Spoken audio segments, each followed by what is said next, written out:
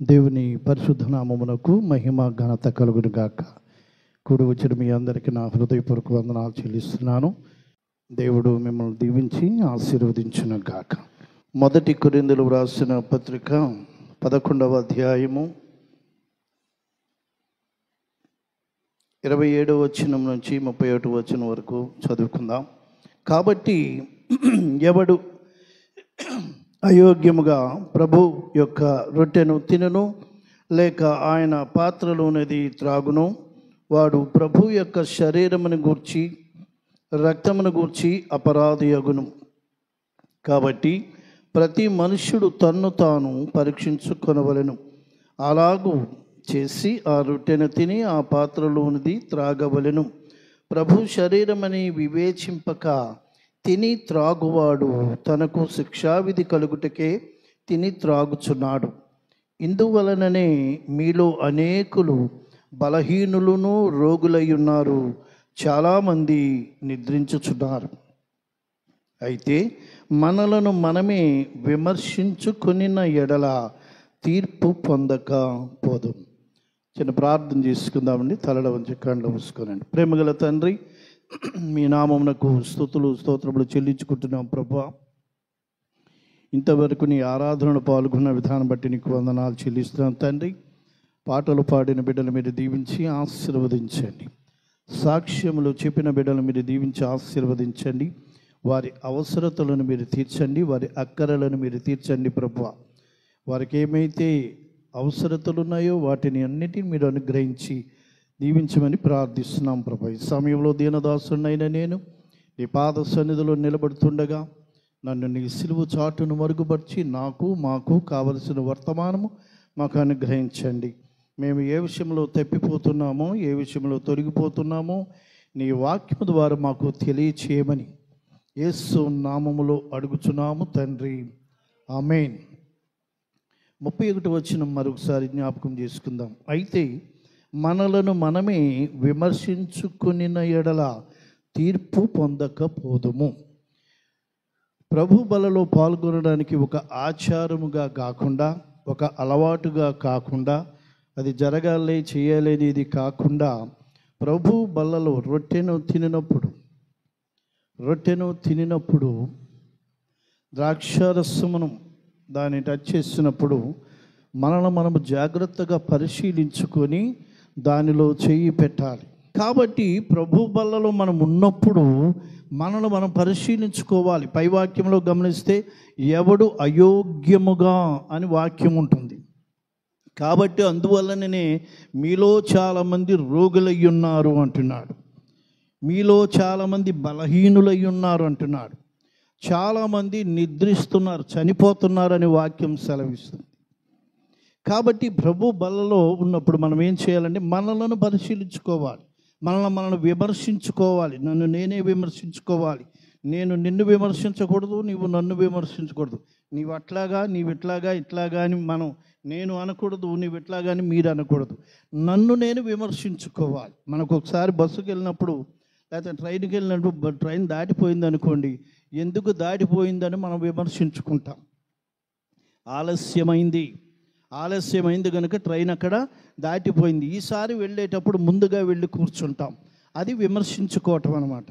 కాబట్టి మనం విమర్శించుకునే అనుభవం మనకి ఇక్కడ కావాలి. విమర్శించుకోగలిగితే తీర్పులోనికి మనము రాకపోదుమంటున్నాడు దేవుని వాక్యంలో. తీర్పు అనేది ఒకటి ఉంది ప్రియమైన దేవుని బిడ్డలారా. మత్తయి సువార్త మనం ఒకసారి గమనించుకుందాం. మత్తయి సువార్త 25వ అధ్యాయం. మత్తయి సువార్త 25వ అధ్యాయము మనము చూద్దాం. 25వ అధ్యాయములో 34వ వచనం చదువుకుందాం. అప్పుడు రాజు తన కుడివైపునున్న వారిని చూచి, నా తండ్రి చేత ఆశీర్వదించబడిన వారలారా రండి, లోకము పుట్టినది మొదలుకొని మీ కొరకు సిద్ధపరచబడిన రాజ్యమును స్వతంత్రించుకొనుడి. అదే మాట 41వ వచనం కూడా చదువుకుందాం. అప్పుడు ఆయన ఎడమ వైపున ఉండు వారిని చూచి, శపింపబడిన వారలారా నన్ను విడిచి అపవాదికిని వాని దూతలకును సిద్ధపరచబడిన నిత్యాగ్నిలోనికి పోవుడి. తీర్పులోనికి రాకపోదు మనం అక్కడ చదువుకున్నాము. తీర్పులోనికి వెళ్ళిన తర్వాత ఏ విధంగా ఉంటుందో తెలుసా? ఎడమవైపున కొంతమందిని, కుడివైపున వారిని కొంతమందిని నిలవబెట్టబోతున్నాడు. ఒక గొల్లవాడు మేకలను గొర్రెలను ఏ విధంగా వేరు చేయునో అదేవిధంగా ఆశీర్వదించబడిన వారిని, శపించబడిన వారిని వేరు చేయబోతున్నాడు ఆ తీర్పులోనికి. దానికన్నా మొట్టమొదట మనం గ్రహించవలసిన మాట ఏంటంటే, నరకం అనేది ఒకటి ఉంది. ఆ నరకము మన కోసము కాదు, దేవుడు మన కోసము ఏర్పాటు చేయలేదు. ఈ వాక్యాన్ని జాగ్రత్తగా ఒకసారి మీరు గమనించుకొని మరలా ధ్యానం చేయండి. 41వ వచనంలో గమనిస్తే, శపింపబడిన వారులారా నన్ను విడిచి అపవాదికిని వాని దూతలకును సిద్ధపరచబడిన నిత్యాగ్నిలోనికి పొండి. నరకం ఎవరి కోసం ఏర్పాటు చేశాడు దేవుడు? సాతానుకిని వాని యొక్క దూతలకు ఏర్పాటు చేశాడు, మన కోసము కాదు. అయితే శపించబడిన తరువాత ఇక్కడ ఏమంటున్నాడంటే, మీరు అక్కడికి వెళ్ళండి, మీకోసము కాదు. పై వచనాల్లో గమనిస్తే ఉంటున్నాను, ఆశీర్వదించబడిన వారులారా రండి, మీ కొరకు సిద్ధపరచబడిన రాజ్యమును, మీకోసము సిద్ధపడిన రాజ్యమును. కింద వచనం మనం గమనిస్తే, శపించబడిన వారులారా మీకోసము అనటం లేదు. ఏమంటున్నాడండి? సాతానుకును అపవాదికిని వాని దూతలకును సిద్ధపరచబడిన నిత్యాగ్నిలోనికి పొండి అంటున్నాడు. కాబట్టి నరకము మన కోసము కాదు. కొంతమంది బావులు తవ్వుతూ ఉంటారు, మన ప్రాంతంలో కాదు కానీ వేరే వేరే ప్రాంతాల్లో బావులు తవ్వి వదిలిపెడతారు. ఆ బావులు ఎందుకు తవ్వుతారు? చిన్నపిల్లలు వచ్చి అందులో పడిపోతారని తవ్వరు. ఏదో వేటకేసి ఎలకల బోను పెట్టినట్టు ఆ బోన్లు ఏం చేయరు, అక్కడ చనిపోతారు. పిల్లలు వచ్చి పడిపోవాలి, చనిపోవాలని పెట్టరు. వారు దేనికోసమో ఏర్పాటు చేస్తారు. లోపలికి తవ్వి ఆ భూమిని పరిశీలించి అక్కడ ఏమైనా ఆయిల్ పడద్దా, నూనె పడద్దా, పెట్రోల్ పడద్దా, ఇంకోటి ఏదో దానికోసము ఆ స్థలాన్ని అక్కడ పరీక్షించడానికి పెట్టి వదిలి వెళ్ళిపోయిన తర్వాత పిల్లలు వెళ్ళి అందులో పడిపోతున్నారు. వాళ్ళ కోసం కాదు, పిల్లల కోసం తవ్వింది కాదు అది. అది మరొక దాని కోసం తవ్వింది. ఆ పిల్లలు ఆడతా పోయి అశ్రద్ధగా వెళ్ళిపోయి అందులో పడిపోతున్నారు. అట్లాగే నరకము మన కోసము కాదు, అపవాదికిని వాని దూతలకు. అయితే శపించబడిన తరువాత మీరు నిత్యాగ్నిలోనికి పొండి అంటున్నాడు దేవుడు. ఇక్కడ మనము గమనించాల్సిన మన మాట ఉంది. ఆశీర్వదించబడిన వారు ఉన్నారు కుడివైపున, ఎడమ వైపున శపించబడిన వారు ఉన్నారు. ఆశీర్వదించబడిన వారితోటి దేవుడు ఏమంటున్నాడంటే, నా తండ్రి చేత ఆశీర్వదించబడిన వారలారా అంటున్నాడు. ఈ రెండు మాటలు కొంచెం జాగ్రత్తగా గమనిస్తే తర్వాత మాటల్లోనికి నేను వెళతాను. తండ్రి ఏమంటున్నాడంటే, ఆశీర్వదించబడిన వారిని చూచి అంటున్నాడు, నా తండ్రి చేత ఆశీర్వదించబడిన వారలారా. కింద భాగంలో శపించబడిన వారిని గురించి ఏమంటున్నాడు? బై హూమ్ అనేది లేదు, ఎవరి ద్వారా అనేది మాత్రము లేదు. కానీ ఏమంటున్నాడండి? శపించబడిన వారలారా. మామూలుగా అయితే ఏమనాలి? పై వచనాల్లో ఆశీర్వదించబడిన వారలారా అనాలి, కింద వచనంలోకి వచ్చి శపించబడిన వారలారా అనాలి. అయితే ఆశీర్వదించబడిన వారి గురించి ఏమంటున్నాడంటే, నా తండ్రి చేత ఆశీర్వదించబడిన వారలారా అంటున్నాడు. శపించబడిన వారి గురించి ఏమంటున్నాడు? ఒట్టిగా అంటున్నాడు, శపించబడిన వారలారా. వీరు పైవారు దేవుని చేత ఆశీర్వదించబడ్డారు, తండ్రి చేత ఆశీర్వదించబడ్డారు. మనకు వాక్యం తెలుసు, 128వ దావీదు కీర్తనలో చివరి వచనంలో ఉంటుంది, యెహోవా యందు భయభక్తులు గలవాడు ఇలాగున ఆశీర్వదించబడును. దేవుని చేత ఆశీర్వదించబడ్డాడు. అందువలనే యాకోబు కూడా నా తండ్రి ఆశీర్వదించాడు కానీ పరమ తండ్రి ఆశీర్వాదం నాకు కావాలి, కాబట్టి నీవు ఆశీర్వదిస్తేనే కానీ నేను నిన్ను విడువను అంటున్నాడు. మన తల్లిదండ్రులు దీవిస్తారు, అమ్మా చక్కగుండు, చల్లగుండు, సుఖంగుండు అని దీవిస్తారు. ఎంతగా దీవిస్తారంటే, నా ఆశ కూడా నువ్వే పోసుకోమన్నంతగా తల్లి దీవిస్తూ ఉంటుంది. ప్రియమైన దేవుని బిడ్డల, ఆ దీవెనలు మనకు కావాలంటే తండ్రి యొక్క ఆశీర్వాదములు కావాలి, దేవుని యొక్క ఆశీర్వాదములు కావాలి. అందువలని యాకోబు కన్నీరు కార్చి ప్రార్థిస్తున్నాడు. తండ్రి దీవించాడు కాడ చాలు అనుకున్నాడు, కానీ అవి ఫలించడం లేదు. దగ్గరికి వస్తున్నాయి కానీ అతనికి అందడం లేదు, తనకి దక్కడం లేదు. ప్రియమైన దేవుని బిడ్డ, అందువలన ఆ రాత్రి కాలం అంతా కూడా అతడు ప్రార్థన చేశాడు. తండ్రి, నీవు ఆశీర్వదిస్తేనే కానీ నేను నిన్ను విడువను అన్నాడు. అప్పుడు దేవుడు ఆశీర్వదించాడు, దీవించాడు. ఇక నీ పేరు ఇశ్రాయేలు అనబడును అన్నాడు. కాబట్టి దేవుని చేత ఆశీర్వదించబడాలి. దేవుని పరలోక రాజ్యంలోనికి వెళ్ళిన తర్వాత అది సమర్పించుకోవాలంటే, లేకపోతే స్వతంత్రించుకోవాలంటే తండ్రి చేత ఆశీర్వదించబడాలి. మంచిదే. ఇక్కడ కుడివైపునున్న వారిని చూచి అంటున్నాడు, నా తండ్రి చేత ఆశీర్వదించబడిన వారలారా. ఇక్కడ శపించబడిన వారి గురించి ఏమంటున్నాడు? శపించబడిన వారు. ఎవరు శపించారు? వీళ్ళు. అక్కడైతే దేవుని చేత ఆశీర్వదించబడ్డారు కుడివైపునున్నవారు. ఎడమవైపునున్న వారిని శపించబడ్డారు. ఎవరి చేత శపించబడ్డారు వీళ్ళు? అక్కడ లేదు. ఒట్టిగాను శపించబడిన వారు. వీరు వచ్చేసారు, శపించబడి ఇక్కడికి వచ్చారు, ఆశీర్వదించబడి ఇక్కడికి వచ్చారు. ఈ ఆశీర్వదించబడ్డ వాళ్ళు దేవుని చేత ఆశీర్వదించబడ్డారు. ఈ శపించబడిన వారు ఎవరి చేత శపించబడ్డారు? నీ పొరుగు వారి చేత శపించబడ్డారా? వారి పొరుగు ఇంటి వారి చేత శపించబడ్డారా? మనం చాలామంది తిట్లు తిడుతూ ఉంటారులే డైరెక్టర్. కానీ ఈ కోళ్ళు సావా, ఈ మేకల సావా, ఈ కుక్కల సావా, ఇయే పనులు. అసలు భయపడవలసిన పని లేదు. ఎన్ని అన్నా కూడా భయపడవలసిన పని లేదు. ప్రియమైన దేవుని బిడ్డలారు, ఎంత మాత్రం నువ్వు నాశనం అయిపోతావన్నా కూడా భయపడాల్సిన పని లేదు. అట్లాగంటే ఈ లోకంలో ఎవరు ఉండేవాళ్ళు కాదు. ఎంతమంది ఉండేవాళ్ళు కాదు, ఎంతమంది మనుషులు ఉండేవాళ్ళు కాదు. ఎప్పుడో నాశనం అయిపోయేవాళ్ళేమో. అవి పనికి రావు. ఎవరెవరు శపించడానికి. మరి ఎవరు శపించబడ్డారు? వీళ్ళు ఎవరి చేత శపించబడ్డారు? ఈ మాటలు మనము జాగ్రత్తగా గమనించుకుందాం. ఇక్కడ రెండు గ్రూపులు ఉన్నాయి. రెండు గ్రూపులు, ఒకటి ఆశీర్వదించబడ్డ వాళ్ళు దేవుని చేత ఆశీర్వదించబడ్డారు. అది మనకు తెలుసు. దేవుని యందు భయభక్తులు కలిగి ఉండాలి, భయం ఉండాలి, భక్తి కూడా ఉండాలి. మనకు సాధారణంగా భక్తి ఉంటుంది, భయం చాలా తక్కువ. మొదటి ప్రార్థనకి ఎంతమంది వచ్చారు? ఇక్కడికి దైవజనురాలు చేసే మొదటి ప్రార్థనకి ఎంతమంది వచ్చారు? భక్తి అంటే దేవుని గుడికి రావటము, భయం అంటే మొదటే రావటం. మీకు ఎంతవరకు ఉంది? భయము, భక్తి, చదువు, సంస్కారం ఉండాలి. చదువు ఉంటుంది చాలామంది. బిఏ చదివిన వాళ్ళు కూడా బాయ్య అమ్మాయ్య అంటారు, సంస్కారం లేకుండా. అదే సంస్కారం. చదువుకున్న వాళ్ళు కూడా ఏం చేస్తారు? ఎవరైనా వచ్చినప్పుడు, అమ్మా మీ నాన్నగారు ఉన్నారా? లేరు. ఎక్కడికి వెళ్ళారు పోని అంటారు. అంతే. రండి, కూర్చోండి, మంచినీళ్ళు ఇచ్చి ఇప్పుడు ఏంటి చెప్పండి, ఏంటి అడగండి. అది కూడా అది సంస్కారం. చదువు, సంస్కారం జోడు. భయము, భక్తి అవి జోడు. భక్తి ఉంటుంది మనకి, భయం అనేది మాత్రము ఉండదు. లోకల్ సామెత ఉంటుంది, భయం లేని కోడి బజార్లో గుడ్డు పెట్టిద్ది అంటే. ఎక్కడ ఉంటుందండి? బజార్లో గుడ్డు. భయం లేని కుమారుడు బజార్లో ఉంటాడు, భయం లేని కూతురు ఎక్కడో ఉంటుంది, భయం లేని భార్య ఎక్కడో ఉంటుంది, పక్కింట్లో ఆడుతూ ఉంటుంది గెచ్చగిల్లడు. వీడు వస్తూ ఉంటాడు కదా, అమ్మ మీ ఆయన వచ్చాడండి, వేసుకుంటాడు, వేసుకొని తింటాడులే. భయం లేదు. భయం ఉంటే కనుక అట్లా వదిలి పరిగెట్టుకు వస్తుంది. అమ్మో వచ్చేసాడు, పెందలాడు వచ్చేసాడు, ఇంకా టైం ఉంది కదా అప్పుడే వచ్చాడు. అది భయం. దేవుని సన్నిధికి రాగలుగుతున్నామా? అది భయము. ప్రియమైన దేవుని బిడ్డలారా, భయభక్తులు గల వారు ఆశీర్వదించబడతారు, దీవించబడతారు.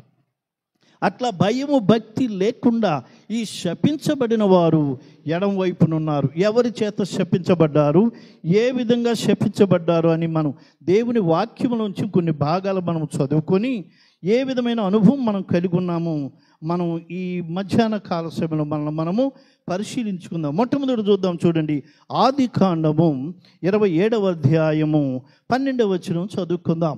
ఆదికాండము 27వ అధ్యాయము 12వ వచనం చదువుకుందాం. ఒకవేళ నా తండ్రి నన్ను తడివి చూచును, అప్పుడు నేను అతని దృష్టికి వంచకుడుగా తోచిన ఎడల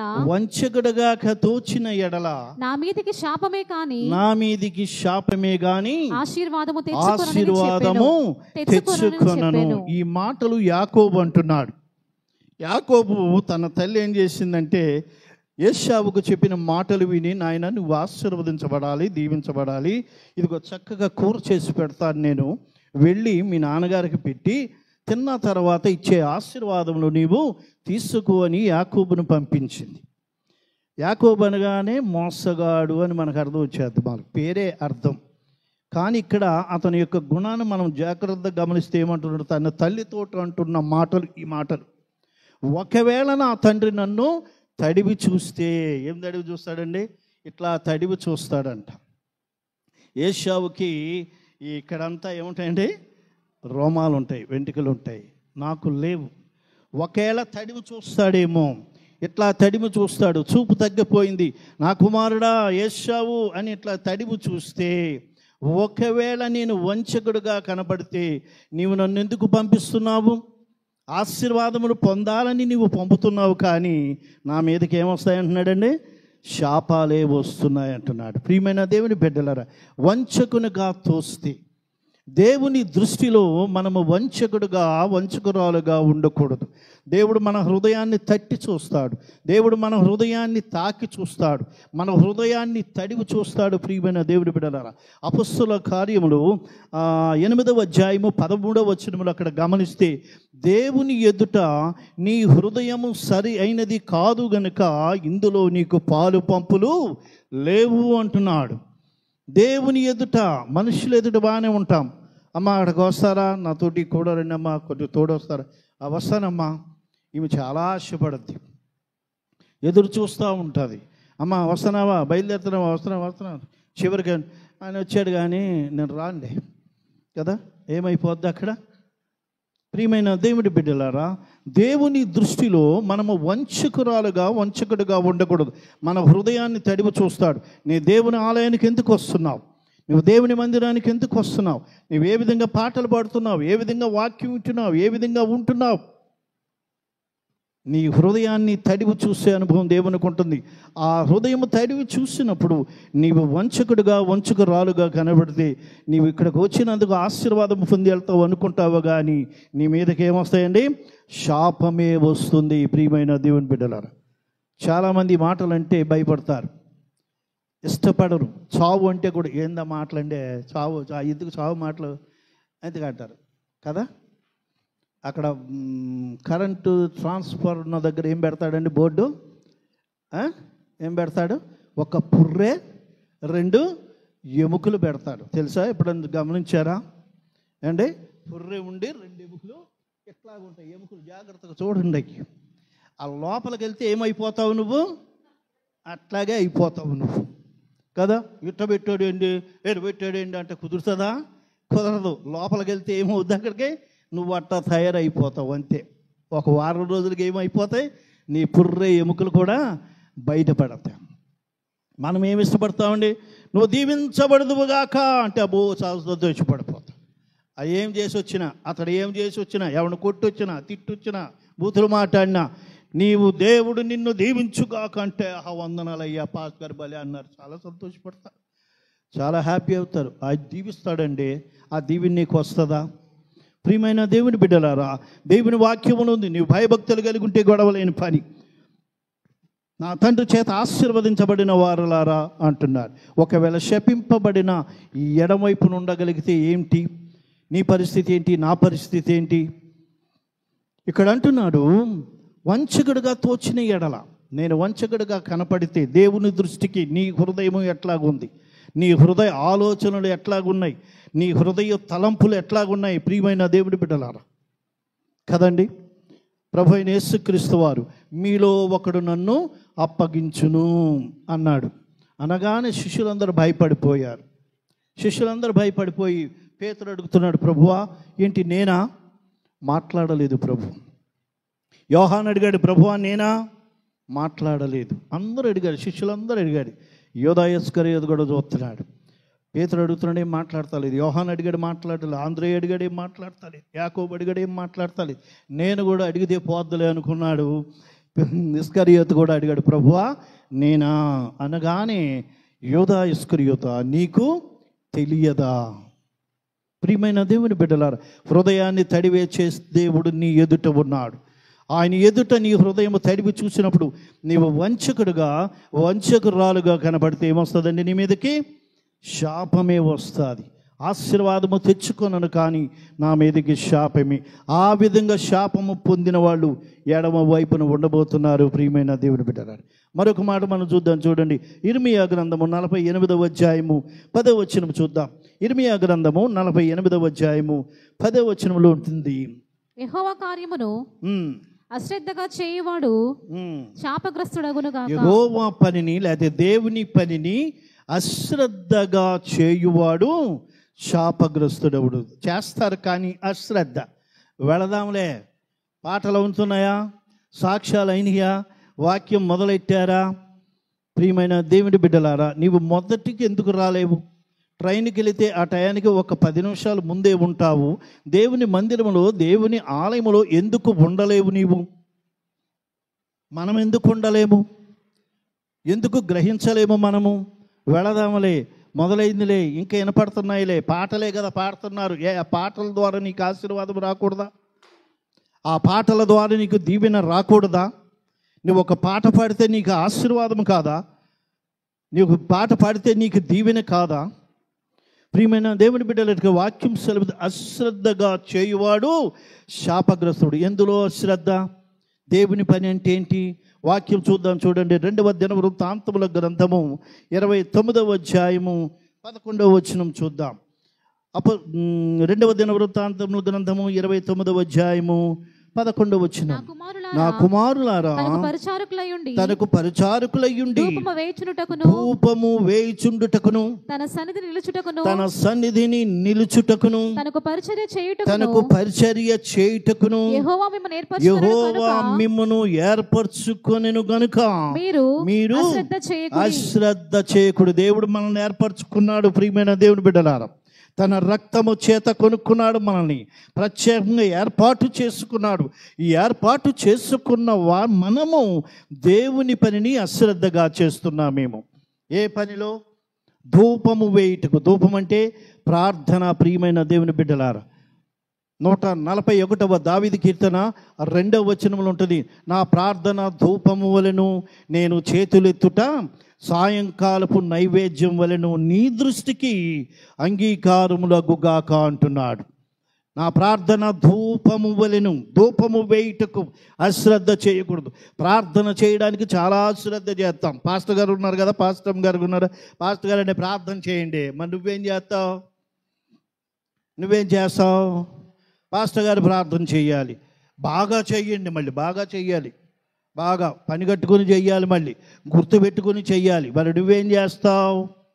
ప్రియమైన దేవుని బిడ్డలారా, యాకోబు పత్రిక 5వ అధ్యాయం 13వ వచనంలో ఉంటున్నాడు, ఎవరికైనా శ్రమ సంభవించిన వాడు ప్రార్థన చేయవలెను. వేరే ఆప్షన్ అనేది లేదు. ప్రియమైన దేవుని బిడ్డలారా, నాకు శ్రమ వస్తే నేనే ప్రార్థన చేసుకోవాలి. మరి మీ ప్రార్థన ఎందుకు? మీ ప్రార్థన ఎందుకంటే దానిని కొంచెం బలపరచడానికి. దేవుని స్తోత్రం. హల్లెలూయా, హల్లెలూయా. ఇది ఒక్కటి ఉంది, ఇది ఉంది. నేను ఒక్కడనే ఎత్తలేను. నేను ఒక్కడనే ఎత్తగలనా? ఎత్తలేను. అయ్యా నువ్వు రా అంటే ఆయన వస్తాడు. కొంచెం కొద్ది కదిలితే పర్లేదు. అయ్యా నువ్వు కూడా రా, ఆయన వచ్చాడు అనుకో, తేలిగ్గా ఇక్కడి నుంచి అక్కడికి పెట్టివేయగలం. ప్రియమైన దేవుని బిడ్డల, నీ ప్రార్థనకు శక్తి సరిపోకపోతే అప్పుడు ఇతరుల యొక్క ప్రార్థన నీకు కావాలి. ప్రియమైన సంఘం అంతా ప్రార్థించగా చెరసాల వణికిపోయింది. ప్రియమైన దేవుని బిడ్డలారా, చెరసాల బ్రద్దలైపోయింది. ఎవరెవరు ప్రార్థన చేసే అనుభవం కావాలి. అన్న దేవుని మందిరంలోనికి వచ్చి ప్రార్థన చేస్తూ ఉండగా ఆ యాజకుడు అడుగుతున్నాడు, అమ్మా ఏంటి మత్తుగా ఉన్నావా, ఏంటి ఇదని. అయ్యా నాకు గర్భఫలము కావాలని నేను ప్రార్థన చేస్తున్నాను. అప్పుడు అంటున్నాడు అతడు, నీవు సమాధానముతో ఇంటికి వెళ్ళు. ప్రార్థన చేసే అనుభవం కావాలి. ఎవరికైనా శ్రమ సంభవించినా అతడు ఖచ్చితంగా ప్రార్థన చేయవలెను. ధూపము వేయుటకు, ప్రార్థన చేయుటకు నీవు నిలకడగా ఉండే అనుభవం కావాలి. ఇంటి దగ్గర ప్రార్థన చేయగలుగుతున్నావా?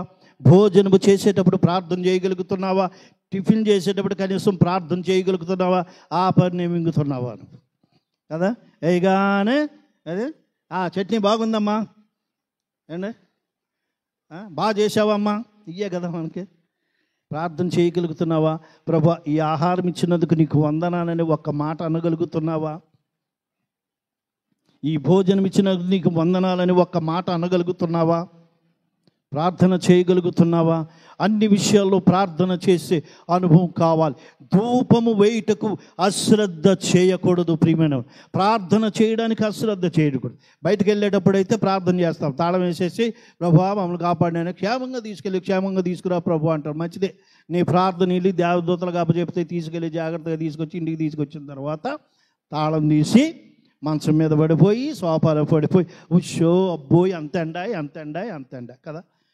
ప్రార్థన చేయగలుగుతున్నవా? రాగానే ప్రభువా నన్ను క్షేమంగా తీసుకొని వెళ్ళి క్షేమంగా మరలా ఇంటికి తీసుకొచ్చావు, నీకు వందనాలని ఒక్క మాట అనగలుగుతున్నావా? ప్రియమైన దేవుని బిడ్డలారా, ఈ అనుభవం మనకు కావాలి. ధూపము వేయుటకు అశ్రద్ధ చేయకూడదు. రెండవ మాట ఏంటంటే దేవుని సన్నిధిలో నిలుచుండటకు అశ్రద్ధ చేయకూడదు. దేవుని మందిరంలో ఉండే అనుభవం కావాలి. 92వ దావీదు కీర్తన 1, 2, 12వ వచనము కనుక మనం అక్కడ గమనించినట్లయితే అక్కడ ఒక మాట ఉంటుంది. దేవుని నీతిమంతులు ఖర్జూర వృక్షము వలె మవ్వు వేయుదురు, లెబానోను మీద దేవదారు వృక్షము వలె వారు ఎదుగుదురు. యెహోవా మందిరములో నాటబడిన వారే, యెహోవా మందిరం 13వ వచనమా, యెహోవా మందిరములో నాటబడిన వారే వారు మన దేవుని ఆవరణములలో వర్ధిల్లుదురు. అది నాటబడిన చెట్లులాగా మనం ఉండాలి. దేవుని మందిరమును నాటబడిన చెట్లు. ఆదివారం ఎక్కడ ఉంటున్నావు? కేర్ ఆఫ్ అడ్రస్ నీది ఎక్కడ? దేవుని మందిరమా మరొక స్థలమా? దేవుని ఆలయమా మరొక స్థలమా? దేవుని మందిరంలో ఉంటున్నావా మరొక స్థలంలో ఉంటున్నావా? దేవుని మందిరంలో నాటబడిన చెట్లులాగా ఉండాలి. అందుకనే భక్తుడు అంటున్నాడు, దేవుని మందిరమునకు వెళుదామని జనులు నాతో అన్నప్పుడు నేను సంతోషించేదను. ప్రియమైన దేవుని బిడ్డలారా, దేవుని మందిరానికి వస్తే తిరిగి వెళ్ళేటప్పుడు ఆయన సన్నిధి నీకు తోడుగా వస్తుంది. ప్రభు ఏమంటున్నాడు? నా సన్నిధి నీకు తోడుగా వచ్చును. ప్రియమైన దేవుని బిడ్డలు, దేవుని మందిరంలో ఉండే అనుభవం కావాలి. దేవుని ఆలయంలో ఉండే అనుభవం కావాలి. ఎక్కడుంటున్నావు నీవు? ఆదివారం ఆ సమయంలో ఎక్కడుంటున్నావు? గట్టిగా మనం చూస్తే 3 గంటలు 4 గంటలు ఉంటాయి మేము. తర్వాత సమయం ఏమైపోతుంది? ఎక్కడుంటున్నావు? దేవుని మందిరంలో ఉండాలి. దానిని అశ్రద్ధ చేయకూడదు. ఈవేళ వెళ్ళలేదనుకో, దేవుని వాక్యాన్ని తృణీకరించినట్టు, దేవుని నువ్వు తృణీకరించినట్టు. నువ్వు నాకొద్దు ప్రభువా, ఈరోజు నువ్వు నాకొద్దు, నీ వాక్యం వద్దు, నీ ప్రార్థన వద్దు, నీ పాటలు వద్దు అన్నట్టు. ప్రియమైన దేవుని బిడ్డలా, నీవు దేవుని సన్నిధికి రాకపోతే అంతే. దేవుని మందిరంలో ఉండే అనుభవం కావాలి. దేవుని సన్నిధానంలో ఉండటానికి నీవు అశ్రద్ధ చేయకూడదని వాక్యం సెలవిస్తుంది. అయితే మనం మరొక మాట ఉంది, తనకు పరిచర్య చేయి. దేవుని మందిరంలో పరిచర్య చేసే అనుభవం కావాలి. పిలుపులు రాసిన పత్రిక 4వ అధ్యాయము 13వ వచనంలో 4వ అధ్యాయం 3వ వచనంలో అక్కడ అంటున్నాడు, స్వార్థ పనిలో సహకరించే వారి యొక్క పేర్లు జీవ గ్రంథములో వ్రాయుము అంటున్నాడు. పరిచర్య చేసే అనుభవం కావాలి. పరిచర్య చేసేవాళ్ళు కావాలి. ప్రభు అయిన యేసుక్రీస్తు వారి దగ్గరికి మరియమ్మ వెళ్ళి, అయ్యా ద్రాక్షారసం అయిపోయింది అనగానే, అమ్మా నాతో నీకేమీ పని. ఎందుకన్నాడు ఆ మాట? అక్కడ నీళ్లు అవసరము, నీళ్లు కావాలి. ద్రాక్షారసానికి ముందేం కావాలండి? నీళ్లు కావాలి. 6 రాతి బాణలు నింపాలి. నువ్వు నింపగలవా? అమ్మా నాతో నీకేం పని అని ఆమె గ్రహించేసింది. వెంటనే గ్రహించి ఇంటి యజమానుడి దగ్గరికి వెళ్ళలేదు, మరొకరి దగ్గరికి వెళ్ళలేదు, కానీ పరిచారకుల దగ్గరికి వెళ్ళింది. వాళ్ళే కావాలి. ఇప్పుడు పరిచర్య చేసేవాళ్ళు కావాలి, పరిచారం చేసేవాళ్ళు కావాలి. కాబట్టి వాళ్ళ దగ్గరికి వెళ్ళి ఏం చెబుతుంది తెలుసా? ఆయన మీతో చెప్పునది చేయండి. ప్రభు అయిన యేసుక్రీస్తు వారి దగ్గరికి వెళ్ళారు. అక్కడ వెళ్ళిన తర్వాత, అయ్యా ఏం చేయమంటారు? 6 రాతి బాణలు నీళ్లతో నింపండి. అయ్యా నింపేశాం, ఏం చేయమంటారు? వాటిని పోసేయండి. మేము పోయాం, మేము తెచ్చింది నీళ్లు, నువ్వు ఏదైనా వచ్చి చెయ్యాడితే కథను నమ్మేవాళ్ళం, అంతే కదండి. ప్రభు అయిన యేసుక్రీస్తు వారు వచ్చి అన్నాడు అనుకో, నమ్మేవాళ్ళు. కాస్త అయినా నమ్ముతారు. మనం అట్టగా నమ్ముతాము కదండి. అయ్యా చెయ్యేసి ప్రార్థన చెయ్యని వాళ్ళు ఉంటారు ఇప్పుడు కదా. అమ్మ మీకోసం ప్రార్థన, అయ్యా చెయ్యేసి ప్రార్థన, అదొక నమ్మకం. బైబిల్ గ్రంథంలో ఒకడు ఉన్నాడు, ఎవరండి?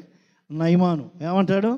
ఎట్టా చెయ్యి నా మీద అట్టా ఆడించునా అనుకున్నాను, కానీ నీళ్లలో మునగమన్నాడేంది? ఆ మాత్రం నీళ్లు మా దేశంలో లేవా? పరిచారకుడు చెప్పాడు. ఎవరు చెప్పాడండి? పనివాడు చెప్పాడు. ఏమయ్యా ఏంది మునిగితే ఏం పోయింది? నీ సొమ్మేం పోయింది ఇందులో? పోయి మునుగో అన్నాడు. 7 సార్లు మునిగిన తర్వాత పసిపిల్ల దేహంలాగా మారిపోయింది. దేవుని స్తోత్రం, హల్లెలూయా, హల్లెలూయా. పరిచారకులు కావాలి.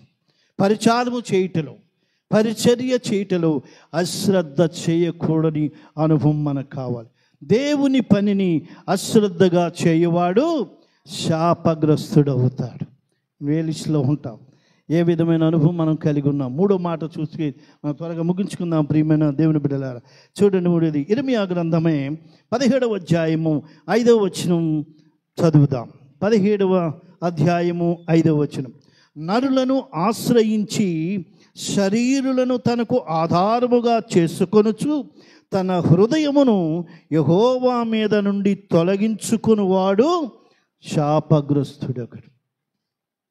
దేవుని మీద ఆధారపడాలి. మనుష్యులను నమ్ముకునే కంటే యెహోవాను ఆశ్రయించుట మేలు. ఇది చదువుతాము. ఏదన్నా సమస్య రాగానే పని ఎవరు చేస్తారు? ఎవరు చేస్తారు? మా పెద్దమ్మ చేస్తుందా, మా పెదనాన్న చేస్తాడా, మా మామయ్య చేస్తాడా, మా అత్త చేసిద్దా? ఈ మనుష్యుల మీద ఆధారపడే అనుభవం అనుకుంటే ఎవరు చేస్తారు? ఎవరిని పక్కన పెడుతున్నాం? దేవునిని ప్రక్కన పెడుతున్నాం. నీకు సమస్య వచ్చినప్పుడు ఇందాక ఏమనుకున్నాం? ప్రార్థన చేయాలి. ఆయనే మార్గం చూపిస్తాడు. ప్రియమైన దేవుని బిడ్డలారా, పాట అయితే పాడతాం, మామూలుగా నడిపిస్తాడు నా దేవుడు, శ్రమలోనైనా నన్ను విడువడు, భుజం తట్టి ఈపు తట్టి అన్ని చక్కగా నడిపిస్తాడు నా దేవుడు అని పాట పాడి సమస్య రాగానే అబ్బాయి ఆయన్ని కలవరా, మీ మామయ్యని కలవరా, మీ అత్తని ఈ అనమాట మనం చెప్పే అనమాట.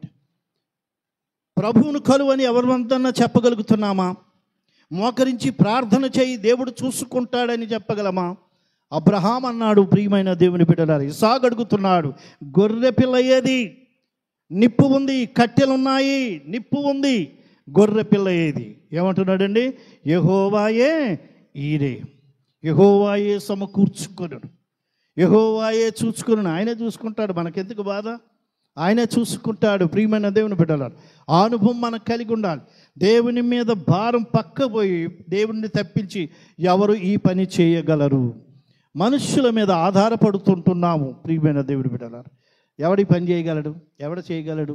వాడైతే చేస్తాడు, వీడైతే చేస్తాడు. దేవుడు చేయడా? నీకు ప్రభువు నీకు చేయడా? దేవుని వాక్యంలో ఉంటుంది. 106వ దావీదు కీర్తనలో 13వ వచనం అనుకుంటే అక్కడ మాట ఉంటుంది, నా ఆలోచన కొరకు మీరు కనిపెట్టడం లేదు అంటున్నాడు దేవుడు. నా ఆలోచన కొరకు కనిపెట్టడం లేదు. ఇంట్లో ఏదైనా సమస్య, భార్యకి ఏదైనా వస్తే ఆయన వచ్చాక చెప్తానండి అన్నవాడే ధన్యురాలు. ప్రియమైన దేవుని బిడ్డలారా, లేకపోతే ఈమె ఇచ్చేసిన దానికి ఏముంటుంది అక్కడ? అమ్మా 1000 రూపాయలు కట్టాలమ్మా ఇక్కడ అన్నాను అనుకో, 1000 రూపాయల అని ఇచ్చేస్తే ఏమైపోతుంది? తర్వాత వచ్చాక ఏమంటాడు? నాకు మాట అన్నా చెప్పవచ్చు కదా, ఎందుకు ఇచ్చావు 1000 రూపాయలు అంటాడు కదా. మా వారు వచ్చాక చెప్తానంటే అంత ధన్యతండి కదా. ఆలోచన చేయాలి కదా. భార్య భర్తలు అందుకే కదా, ఇద్దరు దేవుడు ఒకటి చేసింది ఎందుకు? 2 పేటలుగా ఉండరా, 3 పేటలుగా ఉండరా అని చెప్పింది ఎందుకు దేవుడు కదా. దేవుని ఆలోచన కొరకు కనిపెట్టే అనుభవం, ప్రభువా ఏమి చేయాలి? ఈ సమస్య వచ్చింది ఏంటి? మోకరించి ప్రార్థన చేయి, దేవుడు నీకు మంచి ఆలోచన ఇస్తాడు. నేను నీకు మంచి ఆలోచన, పాటలో ఉంది కదా, చక్కటి ఆలోచన నీకు ఇస్తాడని. పాట చక్క పాడతాడు, ఎవడో రాసేది మనం పాడేస్తాం, అయిపోతుంది, తులిపేశాం. పాట పాడావా? పాడేశాను, అయిపోయింది. ఏం పాట పాడావు? నడిపిస్తాడు నా దేవుడు. ఆహా, భలే పాడావు, బాగా పాడావు, చక్కగా పాడు, అయిపోయింది. అంతే. దానిలోని భావం సంగతి ఏంది? దేవునితో నడవగలుగుతున్నావా? దేవునితో ఉండగలుగుతున్నావా? దేవునిలో ఉంటున్నావా? దేవునితో ఉంటున్నావా? నాకు వేరుగా ఉండి మీరేమీ కూడా చేయలేరు అంటున్నాడు దేవుడు. దేవునితో ఎందుకు ఉండము? దేవునితో సహవాసం ఎందుకు? అబ్రహామును గమనిస్తే 24 సంవత్సరాలు పట్టింది దేవుడు గర్భఫలం ఇవ్వడానికి. ఎందుకు పట్టింది? ప్రియమైన దేవుని బిడ్డల, చాలామంది విశ్వాసాన్ని పరిస్థితి తప్పది కాదు. 24 సంవత్సరాలు దేవుడు చూపించే స్థలానికి వెళ్ళలేదు అబ్రహాం. దేవుడు చెప్పాడు, నేను చూపించు స్థలానికి వెళ్ళు, అక్కడ నేను నిన్ను ఆశీర్వదిస్తానన్నాడు. అక్కడికి వెళ్ళడానికి 24 సంవత్సరాలు పట్టింది. ఈలోపు ఐగుప్తు తిరిగాడు, కనానికి వెళ్ళాడు, ఇటుపోయాడు, అటుపోయాడు. చివరికి వచ్చి హెబ్రోను దగ్గరకు వచ్చాడు. హెబ్రోన్ దగ్గరికి వచ్చినారు, అక్కడ గుడారం వేసుకున్నాడు. హెబ్రోన్ అనగా దేవుని యొక్క సహవాసము. దేవుని స్తోత్రం, హల్లెలూయా. దేవుని యొక్క సహవాసంలోనికి ఎప్పుడైతే వచ్చాడో, దేవుని యొక్క దూతలు వచ్చి శారముతో అంటున్నారు, అమ్మా వచ్చేటికి నీ ఒడిలో ఒక కుమారుడు ఉంటాడు అన్నాడు. దేవునితో ఉండే అనుభవం మనకు కావాలి. ప్రార్థన దేవునితో సహవాసం. ప్రార్థనే పరలోక నిధిని తెరచు తాళము. ప్రార్థనే పరలోక నిధిని తెరచు తాళము. ప్రార్థనే పరిశుద్ధుల ప్రేమ సోపానము. ప్రార్థనే పరిశుద్ధుల ప్రేమ సోపానము. ప్రార్థించుచుంటివా విశ్వాసి. దేవుని స్తోత్రం, హల్లెలూయా. ప్రార్థనే ఏముందండి? నిధిని తెరిచే తాళము. తాళం జేబులో పెట్టుకొని ఏదంటే ఏముంటుంది ఇక్కడ? బీరువలో 10,000 ఉన్నాయి. అమ్మా నాకు 1000 రూపాయలు కావాలి. ఉన్నాయి అమ్మ, 10,000 ఉన్నాయి బీరువలో ఉన్నాయి. తాళం లేదు. ఎక్కడ పెట్టానో మర్చిపోయాను. చాలా కాలం అయింది. ఎప్పుడో పెట్టాను, మొన్న ఎప్పుడో పెట్టాను. అక్కడ గుర్తు లేదు ఎక్కడుందో. తాళం లేకపోతే ఏం ఉపయోగం? అందులో 10,000 ఉన్నా, 1,00,000 రూపాయలు ఉన్నా ఉపయోగం అనేది లేదు. అదే తాళం కనుక ఉంటే తీసుకుని ఎంత కావాలితే అంత తీసుకోగలవు ప్రియమైన దేవుడు. ప్రార్థనే పరలోక నిధిని తెరిచే తాళము. నువ్వు ప్రార్థన చేయగలిగితే దేవుడు కృమ్మరిస్తానంటున్నాడు. అని మాటలు మనం గ్రహించగలిగితే, ఇవ్వటం కాదు. ఏమంటున్నాడు తెలుసా? కృమ్మరించేదని అంటున్నాడు. అట్లా కృమ్మరిస్తాడంట. నీకు ఎక్కువైపోతాయి. అందుకనే దావీదు కీర్తనలో 23వ దావీదు కీర్తన, నా గిన్నె నిండి పొర్లుచున్నది. పొర్లిపోవటమే, ఇక పొర్లిపోవటమే ప్రియమైన దేవుడు. అంత ఆశీర్వాదం దేవుడు నీకు ఇస్తాడు. అశ్రద్ధ చేస్తే శాపములు మనం మూటగట్టుకోపోతున్నాం ప్రియమైన దేవుడు బిడ్డల. దేవుని పనిని అశ్రద్ధగా చేయవాడు అక్కడేమన్నాడంటే శాపగ్రస్తుడు. రెండవది ఇక్కడ ఏమన్నాడంటే యెహోవా నుండి తొలగిపోతున్నాడు. దేవుని మీద నుండి దేవుని మాట నుండి పోతున్నాం. దేవుని మంచి నుంచి మర్చిపోతున్నాం ప్రియమైనది. అమ్మ ప్రార్థనకు రావట్లేదు 3 వారాల నుంచి. శ్రమలండి, ఇబ్బందులండి, మా కట్టాలి మీకు ఏం తెలుసు? మా తెలవపోతే దేవుని కన్నా తెలవాలి కదా. అందుకే రావాలి కదా దేవుని సన్నిధికి. మాకు చెప్పుకోవద్దు, దేవుని కన్నా చెప్పుకోవాలి కదా నువ్వు. మరి ఎప్పుడు వస్తావు నువ్వు? 10th క్లాస్ పాస్ అయిందండి 4 మిఠాయిలు తీసుకొస్తావు, అంతేగా నువ్వు వచ్చేది. మా అమ్మాయి 10th క్లాస్ పాస్ అయిందండి అని 1 కేజీ లడ్డూలు తీసుకొస్తావు, అంతేనా? అంతగానే తెస్తావు నువ్వు ఇక్కడికి. శ్రమ వచ్చినప్పుడే రావాలి కదా. దేవుని మందిరంలోకి నీకు ఇబ్బంది కలిగినప్పుడే రావాలి కదా. ప్రార్థన చేయడానికే రావాలి కదా. దేవుని సన్నిధిలో మోకరించి కన్నీరు కార్చడానికే రావాలి కదా. భారము కలిగే చేసి ప్రార్థన చేసే అనుభవం కావాలి. అందుకని వాక్యం ఉంటుంది, మొర్ర పెట్టువారికి నిజముగా మొర్ర పెట్టువారికి. నిజం అంటే ఏంటి? నిజమును అబద్ధం కూడా ఉంటుంది ఇందులో. నిజముగా మొర్ర పెట్టడం అంటే భారము కలిగి అనమాట. భారము కలిగి. నాకు 1000 రూపాయలు కావాలనుకోండి, ఎవరినో అడుగుతాను, అయ్యా 1000 రూపాయలు ఉన్నాయా? లేవండి. లేవంటే నేను సర్దుకుంటానా? కూర్చోను. మరొకరికి అడగటానికి ప్రయాసపడతాను. అక్కడ లేవంటే మరొక చోటకు ప్రయాసపడతాను. అక్కడ లేవంటే మరొక చోట అడగడానికి ప్రయాసపడతాను. ఎందువలన? నాకు అది అవసరము కాబట్టి. ఎందరినైనా అడగటానికి నేను వెనుకాడను ప్రియమైన దేవుని బిడ్డలారా. అదే వేరే వాళ్ళు నన్ను అడిగారు అనుకోండి, పాస్టర్ గారు ఒక 1000 రూపాయలు కావాలని చూడండి, నా దగ్గర లేవయ్యా. ఎవరు నన్ను అడగండి, అయ్యా నీ దగ్గర 1000 రూపాయలు ఉన్నాయా? లేవంటండి అంటాం, అయిపోద్ది. నాకెందుకు భారం? నాకు భారం ఉండదు. నాకు అవసరం వస్తే నాకు భారం ఉంటుంది. నాకు భారం ఉంటే గనక ఒక్కని కాదు 10 మందినైనా అడగటానికి నేను వెనుకాడను ప్రియమైన దేవుని బిడ్డలు. నీకు గనక ఏది అవసరం ఉందో దాని మీద నీకు భారం ఉంటే, భారము కలిగి ప్రార్థన చేస్తే, కన్నీరు కార్చి ప్రార్థన చేసే అనుభవం నీకు ఉంటుంది. అందుకని వాక్యం ఉంటుంది, నిజముగా మొర్ర పెట్టు వారికి దేవుడు సమీపముగా ఉంటాడు, ప్రక్కనే ఉంటాడట దేవుడు. నిజముగా మొర్ర పెట్టాలి. అది నీకు అవసరమా కాదా? కదండి, అది నీకు అవసరమా లేదా? నిజముగా మొర్ర పెట్టాలి, భారము కలిగి మొర్ర పెట్టాలి. ఇది తప్పకుండా జరగాలి నాయన, ఇది నాకు కావాలి నాయన అన్నా ప్రార్థించింది. నాకు మగపిల్లాడిని అంతే. ఎవరిని అడిగిందండి? మగపిల్లని. ఒక ఆడపిల్ల పడితే మళ్ళీ నేను అటు పెట్టుకుంటానేమో. ఇక్కడ మగపిల్లవాడైతే నీ మందిరములో వదిలిపెడతాను, నాకు గొడ్రాలనే బాధ నాలో నుండి తీసివేయబడుతుంది.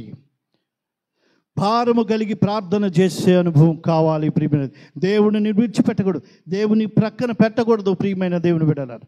దేవుని వాక్యంలో ఉంటుంది, అపొస్తల కార్యములో ఒక మాట ఉంటుంది, దేవుని వాక్యమును పక్కన పెట్టే వాళ్ళకి నిత్య జీవమునకు పోకుండా ఉంటారని వాక్యం సెలవిస్తుంది. మాట చెప్తున్నాను, జాగ్రత్తగా గమనించండి. 13వ అధ్యాయం, అపొస్తలుల కార్యములు 13వ అధ్యాయము 46వ వచనములో ఒక మాట ఉంటుంది. అప్పుడు పౌలును బర్నబాయు ధైర్యముగా ఇట్లనిరి, దేవుని వాక్యము మొదట మీకు చెప్పుట ఆవశ్యకము, అయినను మీరు దానిని త్రోసివేసి మిమ్మును మీరే నిత్య జీవమునకు అపాత్రులుగా ఎంచుకొనుచున్నారంట. దేవుని వాక్యాన్ని త్రోసివేస్తే ఎవడు మీకు అడ్డేం కాదు, మీకు మీరే అడ్డు. మీ కాలు మీరే మడత వేసుకొని పడిపోతున్నారు అంతే. ఏడ పడిపోతున్నావు, నీ కాలు నీకే తగిలి పడిపోతున్నావు అంతే.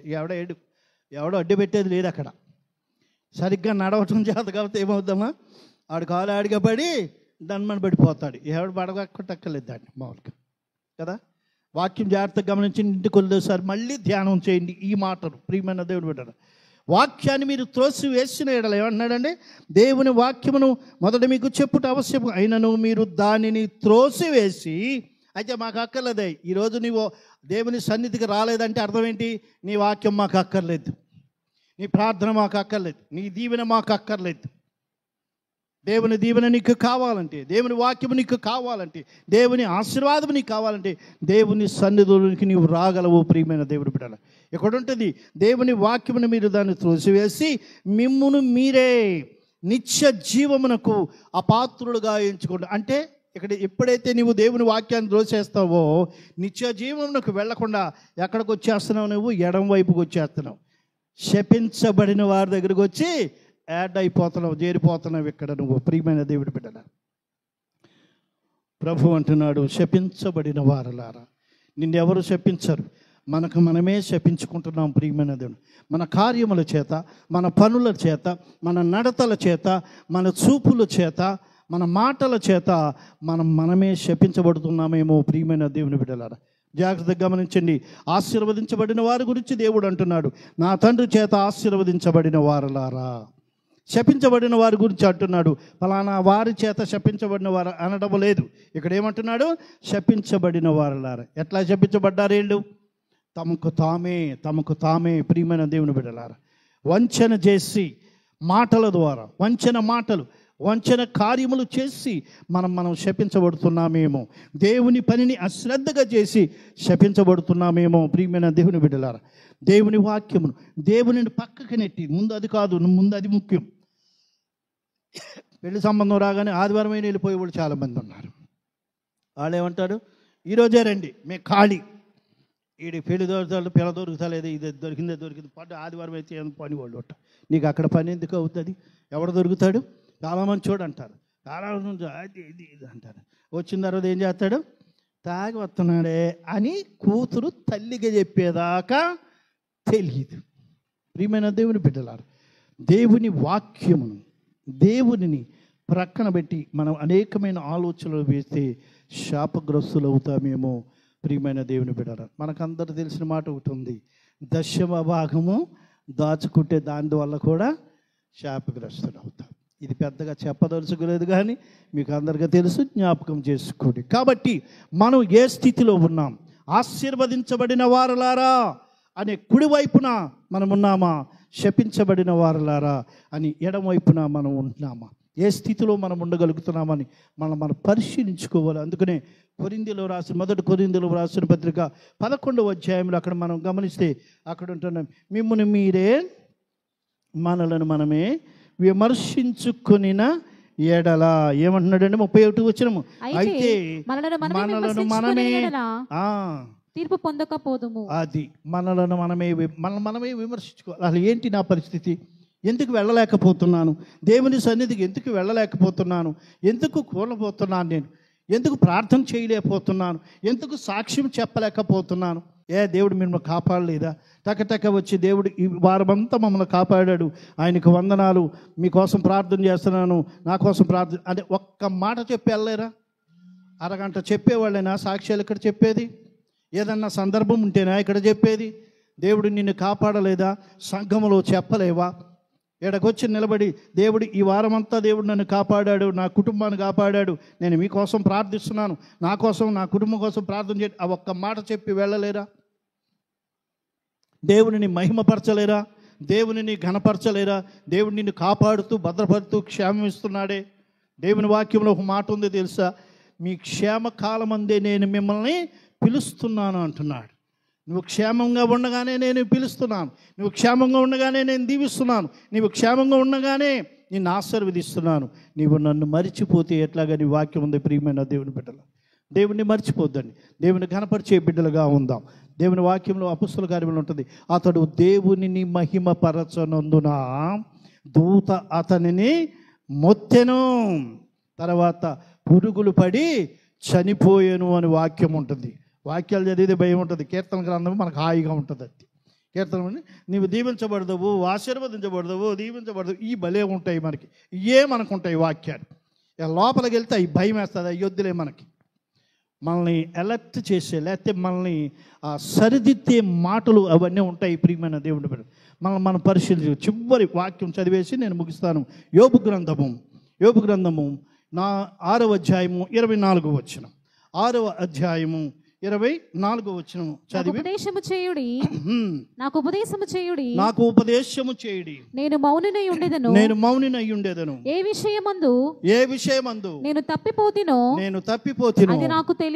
అది నాకు తెలియచేయండి. దేవుని వాక్యం ఇక్కడే కాదు, ఎక్కడ విన్నా ప్రార్థనా పూర్వకంగా ఉండండి. ప్రభువా, నీ దాసులు అక్కడ నిలబడ్డాడు, వాక్యం చెబుతుండగా నేను ఏ విషయంలో తప్పిపోయానో, తొలగిపోయానో అది నాకు నీ దాసుని ద్వారా తెలియచేయండి అని నువ్వు ప్రార్థనాపూర్వకం దేవుడు నీతో సూటిగా మాట్లాడతాడు. దేవుని స్తోత్రం. హల్లెలూయా, హల్లెలూయా. మనం ఏ వైపు ఉన్నాం? కుడి వైపునున్నామా, ఎడవైపునున్నామా? దేవుని చేత ఆశీర్వదించబడిన వైపు ఉన్నామా, శపించబడిన వారి వైపు ఉన్నామా? దేవుని చేత ఆశీర్వదించబడిన వారి వైపు ఉండాలంటే దేవుని యందు భయభక్తులు కలిగి జీవించే అనుభవం కావాలి, భక్తి కావాలి, దానికి సమానంగా భయము కూడా కావాలి. ఈ శాపించబడిన వారిని మనం గమనిస్తే తమకు తామే ఎవ్వరు శపించలేదండి. వాళ్ళు ఎవ్వరిని నువ్వు ఇట్లా అయిపోదు కదా ఎవ్వరు కాదు. వాళ్ళ క్రియలను బట్టి, వాళ్ళ యొక్క పనులను బట్టి అక్కడ శపించబడి వచ్చినట్లు మనం చూడగలుగుతున్నాం. ప్రియమైన దేవుని బిడ్డలు, మనం ఏ స్థితిలో ఉన్నాం? నీవు నేను ఏ స్థితిలో ఉన్నాం? మనమే పరిశీలించుకొని దాన్ని సరిదిద్దుకొని అనుభవం మనం కలిగి ఉందాం. దేవుడి కొద్ది మాటలు దీవించి ఆశీర్వదించును గాక.